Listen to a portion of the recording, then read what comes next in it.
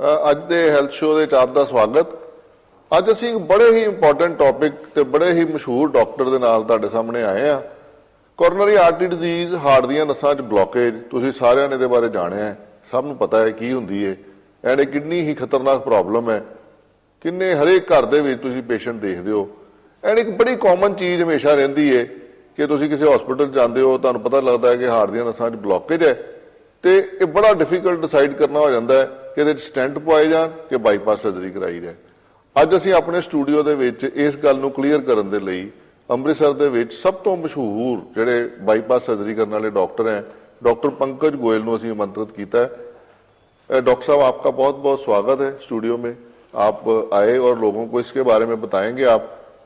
मैं डॉक्टर साहब से हिंदी में बात करूंगा क्योंकि डॉक्टर साहब को पंजाबी बहुत अच्छी बोलनी नहीं आती, ताकि आपको अच्छे तरीके से पता चल सके कि ये क्या कहना चाहते हैं।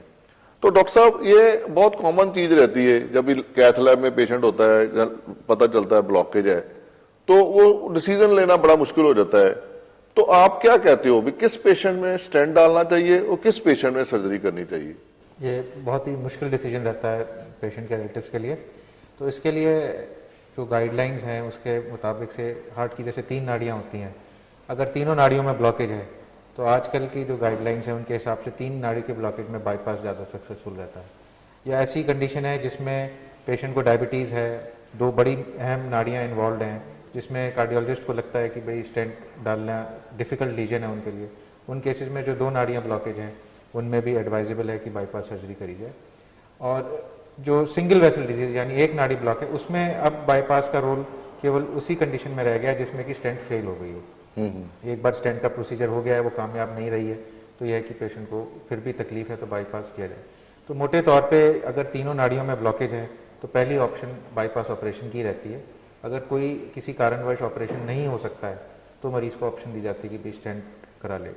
ये दोनों तरीके से पेशेंट के लिए, एक तो जो लॉन्ग टर्म मतलब आगे 10-15 साल तक बेनिफिट रहेगा, दूसरा कॉस्ट वाइज भी अगर ट्रिपल वेसल डिजीज़ है, मरीज़ को 3 या 4 स्टेंट डलने हैं तो वो कॉस्ट वाइज काफ़ी महंगा पड़ जाता है पेशेंट को, जबकि बाईपास ऑपरेशन जो है काफ़ी चीप रेट पे हो जाता है। हाँ, तो ये स्टेंट आम लोग कोई सोचते हैं कि स्टेंट की एक लाइफ होती है, बाईपास लॉन्ग टर्म चलती है। बहुत आम लोग आपसे भी सवाल पूछते होंगे कि जी बाईपास लंबा चिर चलती है कि स्टेंट लंबा चिर चलता है, तो आप क्या क्या कहना है इसके बारे में? नहीं, अगर हर एक चीज़ की इंडिकेशन है, जैसे अगर स्टेंट अगर सही मरीज में सही लीजन में डाली गई है तो स्टेंट भी कामयाब रहती है, उतने ही साल कामयाब रहती है। बाकी यह है कि कुछ चीज़ें होती हैं जो पेशेंट रिलेटेड हैं, बीमारी बढ़ जाना, अगर शुगर अनकंट्रोल रखी, बाद में पेशेंट ने दवाइयाँ नहीं ली, तो चाहे वो बाईपास हो चाहे स्टेंट हो, वो दोनों के फेल होने के चांसेस हैं। लेकिन हर एक जो ट्रीटमेंट है, चाहे वो बाईपास हो चाहे स्टेंट हो, उसका एक स्पेसिफिक पेशेंट सेट में रोल है। अगर सही पेशेंट में सही इलाज किया जाए तो फिर दोनों ही चीज़ें कामयाब रह सकती हैं। अगर स्टेंट वाले केस में हम अननेसेसरली सर्जरी करें तो वो पेशेंट के लिए बेनिफिशियल नहीं है, और अगर सर्जरी वाले केस में अननेसेसरी स्टेंट करें तो वो उतना फ़ायदा नहीं होगा, उतने साल शायद ना चल पाए। लेकिन अगर जो इंडिकेशन है उसके हिसाब से रहें हम, तो स्टेंट जिस केस में इंडिकेटेड है स्टेंट, वो ठीक ट्रीटमेंट उसके लिए, मतलब स्टेंट और बाईपास सर्जरी दोनों ही ऑप्शन हैं, वो मरीज़ को चूज़, मतलब जो फिजिशियन है उसको चूज़ करना है। अगर वो चॉइस ठीक है तो ज़्यादातर पेशेंट्स में प्रॉब्लम नहीं होती। तो डॉक्टर साहब, ये जो बाईपास सर्जरी है ये तो काफ़ी बड़ी और डिफ़िकल्ट सर्जरी मानी जाती है, तो आमतौर पे इसको कितना टाइम लगता है और लोग इससे बहुत घबराते हैं, तो उसको आप लोगों को क्या मैसेज देना चाहोगे? बिल्कुल, बहुत इंपॉर्टेंट सवाल पूछा आपने। एक्चुअली आज की तारीख में जो बाईपास ऑपरेशन का रिस्क है वो एक किसी भी गॉल ब्लैडर या हर्निया ऑपरेशन के रिस्क के बराबर है। जैसे कि कोई हर्निया का ऑपरेशन कराने जाता है, बेहोशी उसको दी जाती है, तो कंसेंट फॉर्म में रिस्क 1% से कम लिखा जाता है कि 1% चांस है कि पेशेंट को प्रॉब्लम हो सकती है। उसी तरह हम बाईपास ऑपरेशन का भी आजकल रिस्क 1% से कम है। यानी ये कि अगर हम 100 ऑपरेशन करें तो 99% कोई प्रॉब्लम नहीं होती है, वो 1% वो किसी भी पेशेंट में हो सकती है, चाहे वो, मतलब मेरा कहने का मतलब है जो नॉर्मल रूटीन ऑपरेशन है उतना ही रिस्क है। और इस ऑपरेशन को करीब 3 से 3.5 घंटे लगते हैं। अब क्योंकि हम अपने हॉस्पिटल में सारे ऑपरेशन बीटिंग हार्ट टेक्निक से करते हैं, जो कि नई टेक्निक है, तो उसमें हार्ट लंग मशीन का इस्तेमाल नहीं है, उसकी वजह से हम पेशेंट को 5वें दिन तक डिस्चार्ज कर सकते हैं। मतलब 1 दिन आईसीयू में या 2 दिन आईसीयू में, बाकी 3 दिन वार्ड में, और मरीज़ का चलना फिरना खाना पीना नेक्स्ट डे से, जैसे अगर आज सवेरे मरीज़ का ऑपरेशन हुआ है, कल हम उसको चला देते हैं, उसकी नॉर्मल रूटीन डाइट वगैरह शुरू कर देते हैं। तो ऐसा कुछ भी नहीं है कि पेशेंट को बेड पे लेटे रहना है या बेड रेस्ट है। तो ये एक बहुत ही सेफ और स्टैंडर्ड ऑपरेशन हो गया। तो इसके लिए पेशेंट को मतलब इस तरह का फियर नहीं होना चाहिए अब कि भाई बाईपास ऑपरेशन है। तो जैसे अक्सर होता है कि कुछ पेशेंट होते हैं जैसे जो अपने गांव से आते हैं, उनका ये होता है कि भाई अब बाईपास कराने जा रहे हैं, पता नहीं वापस आएंगे नहीं। हाँ बिल्कुल, तो यही मतलब उस तरह का कोई फियर नहीं, ये जितना एक आम रूटीन ऑपरेशन है उतना ही रिस्क है, उससे ज़्यादा रिस्क नहीं है। तो डॉक्टर साहब, ये आपने एक नाम लिया बीटिंग हार्ट और एक हार्ट लंग मशीन। मैं चाहूंगा थोड़ा लोगों को बताओ कि ये हार्ट लंग मशीन क्या होती है और बीटिंग हार्ट क्या है। तो जो जब शुरुआत हुई थी हार्ट सर्जरी की और बाईपास ऑपरेशन की, तो उसमें क्या करते थे कि हार्ट को रोकना पड़ता था, क्योंकि चलते हुए हार्ट पे पॉसिबल नहीं था, उस समय टेक्नोलॉजी नहीं थी, और हार्ट की नाड़ियाँ सिलने के लिए उस हार्ट को रोकना पड़ता था। उसके लिए हार्ट को बाईपास करना पड़ता। एक आर्टिफिशियल मशीन में ले जाते थे जिसका हार्ट और लंग का काम होता था। हार्ट को एक दवाई दे के रोक देते थे, ऑपरेशन करते थे और फिर हार्ट को रीस्टार्ट करते थे और वापस मशीन से हटाते थे। तो इसमें इसके कुछ कॉम्प्लिकेशंस हैं। तो उसकी जगह अब जो टेक्निक आ गई है उसमें क्या करते हैं, हम चलते हुए हार्ट लंग मशीन का इस्तेमाल नहीं करते, मतलब कोई आर्टिफिशियल मशीन इस्तेमाल नहीं हुई है। एक स्पेशल डिवाइस होता है जिसकी से हार्ट को हम थोड़ी देर के लिए स्टेबलाइज कर लेते हैं, जिससे कि मूवमेंट कम हो जाए उसका, और हार्ट की नाड़ियों का ऑपरेशन कर देते हैं। टेक्निकली थोड़ा डिफिकल्ट है हार्ट लंग मशीन वाले से, लेकिन इसके रिजल्ट्स बेटर हैं। तो एक तो रिकवरी, जो सबसे अहम पॉइंट है कि रिकवरी बेटर है, ब्लड की रिक्वायरमेंट कम है, पेशेंट को हम जल्दी घर भेज सकते हैं, जल्दी नॉर्मल एक्टिविटी रिज्यूम कर सकता है। और जिन पेशेंट्स में ज़्यादा प्रॉब्लम है जैसे डायबिटीज़ है, किडनी फेलियर है, उनमें ये थोड़ा बेनिफिशियल है। तो इसकी वजह से हार्ट बाईपास ऑपरेशन से रिकवरी काफ़ी फास्ट हो गई है। कितना टाइम आम तौर पे लगता है एक बंदे को बाईपास के बाद नॉर्मल लाइफ लेते हुए? हाँ देखिए, जो रोज़ का ऑफिस का काम है वो तो पेशेंट डिस्चार्ज के बाद एकदम शुरू कर सकता है। जैसे 5वें 6ठे दिन छुट्टी हुई, अपने जाके 2-3 घंटे ऑफिस में बैठने का काम।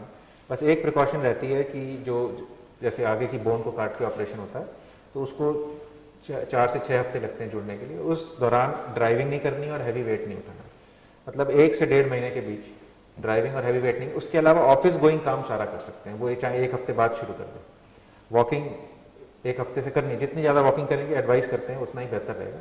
बाकी 1-1.5 महीने बाद पेशेंट सारी एक्टिविटीज़ नॉर्मल रिज्यूम कर सकता है, ड्राइविंग कर सकता है, बाहर जा सकता है, कोई हैवी वेट उठाना, वो सब बाकी नॉर्मल एक्टिविटीज़ रिज्यूम कर सकता है। आमतौर पर लोग ये भी सोचते हैं कि अभी बाईपास सर्जरी हो गई, आप जो मर्जी खाओ पियो। तो आपका क्या कहना है, मतलब बाईपास के बाद लोगों को ख्याल रखना है वैसे ही कि कुछ they can take some liberty? Bypass जो है, जो शरीर के अंदर बीमारी है जैसे डायबिटीज़ या कोलेस्ट्रॉल या ब्लड प्रेशर, उनको तो नहीं ख़त्म करेगा। अगर मरीज़ परहेज़ नहीं करेगा, दवाइयाँ नहीं लेगा, तो बीमारी वापस आ जाएगी और फिर से उसको ज़रूरत पड़ेगी। तो परहेज़ करना और आगे लाइफस्टाइल अपना इम्प्रूव करना, वो तो चाहे वो बाईपास हो, चाहे स्टेंटिंग हो, चाहे दवाइयाँ मरीज़ ले रहा है, वो तो बहुत ही ज़रूरी है। अगर ऐसा नहीं करेगा मरीज़ तो उसको वापस तकलीफ होगी। अगर कॉम्प्लिकेशंस की बात करें तो क्या कॉम्प्लिकेशंस हो सकती हैं बाईपास सर्जरी से? बाईपास ऑपरेशन की जो आप समझे कॉमनेस्ट कॉम्प्लिकेशन है वो है कि ऑपरेशन के दौरान ब्लीडिंग होना, जो कि करीब आज बीटिंग हार्ट टेक्निक में करीब 1 से 2% है। मतलब अगर 100 मरीज़ करेंगे तो 1 से 2 मरीज़ को ऑपरेशन थिएटर वापस ले जाना पड़ सकता है उसी दिन या नेक्स्ट डे ब्लीडिंग की वजह से।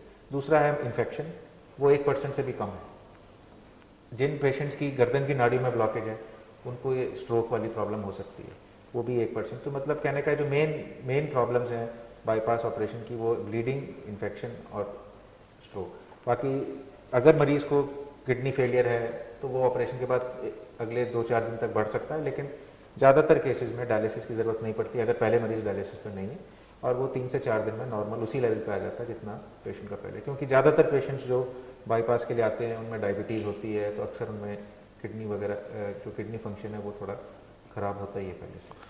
तो अब तो फिर नई टेक्नोलॉजीज के साथ कॉम्प्लिकेशन रेट बहुत कम होता जा रहा है। जैसे बताया 1% से कम है अगर आजकल की तारीख में बीटिंग हार्ट टेक्निक के साथ complication rate is less than 1%। बहुत बहुत शुक्रिया डॉक्टर गोयल, आपने बड़े अच्छे ढंग से, अच्छे तरीके से लोगों को बाईपास सर्जरी के बारे में बताया। टाइम की शॉर्टेज है, बहुत सारे सवाल आपके मन में होंगे जो आप डॉक्टर गोयल से पूछना चाहोगे, तो जो नीचे जो स्क्रीन के नीचे आपके नंबर आ रहे हैं इस पे आप डायल करो, अपनी क्वेरी इस पे रजिस्टर करो, तो डॉक्टर गोयल आपसे बात करेंगे फोन पे और आपका जो सवाल है उसका जवाब देंगे। सो बहुत शुक्रिया आपका, बहुत बड़ा धन्यवाद। तुसी इस प्रोग्राम ਨੂੰ देख के सानू काफी इनकरेजमेंट दी है।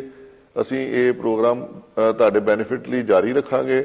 ਹਰ ਵਾਰੀ ਹਰ ਐਪੀਸੋਡ ਦੇ ਵਿੱਚ ਇੱਕ ਨਵੇਂ ਸਪੈਸ਼ਲਿਸਟ ਨਵੇਂ ਬਿਮਾਰੀ ਦੇ ਨਾਲ ਤੁਹਾਡੇ ਸਾਹਮਣੇ ਆਵਾਂਗੇ ਤਾਂ ਜੋ ਤੁਹਾਨੂੰ ਇਸ ਜਨਰਲ ਇਨਫੋਰਮੇਸ਼ਨ ਛੋਟੀ ਛੋਟੀ ਬਿਮਾਰੀਆਂ ਬਾਰੇ ਦਿੱਤੀ ਜਾਏ ਤੇ ਤੁਸੀਂ ਆਪਣੀ ਚੰਗੀ ਸਿਹਤ ਬਣਾ ਸਕੋ ਐਂਡ ਆਪਣੀ ਸਿਹਤ ਦਾ ਖਿਆਲ ਰੱਖ ਸਕੋ।